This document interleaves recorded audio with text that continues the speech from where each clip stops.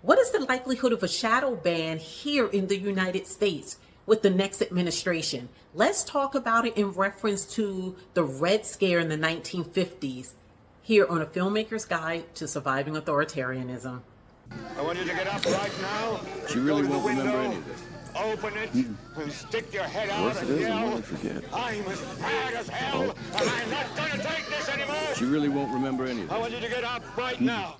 I know you guys are thinking, what an odd subject to bring up, the Red Scare in reference to the new incoming administration. But it is very real considering the fact that the entire time that he was campaigning, they were always dancing around Project 2025. And Project 2025 directly talks about the entertainment industry and the possibility of a shadow ban in very specific facets of the industry. And I just wanted to talk about that in reference to the Red Scare that was here in the United States. For those who don't know, the Red Scare would happen during the 1950s and is when America and Russia were at odds with one another.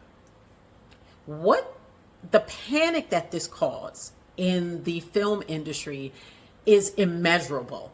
And it was only 10 to 15 years ago when a director won at the Academy Awards, someone screamed and yelled out, you traitor, because he was accused actually of turning someone in during that Red Scare. A lot of people lost their careers in Hollywood during that time. So I just wanted to have this conversation to talk about possible shadow banning. Will it affect all media? Is this about just the prestige media of the big studios?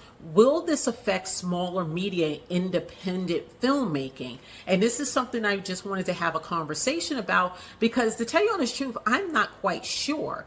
But I also don't believe that everyone will comply. I feel that there will be certain platforms that, within limits, of course, who will be a home to independent filmmakers, who will allow for these newer projects, progressive projects. Because remember, being in the industry is not a meritocracy.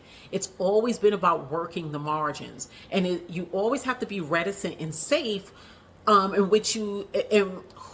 with whom you do your interactions with is what rather I want to say. To whom you do your interactions with, and it is incredibly important. And I wanted to pass on these lessons.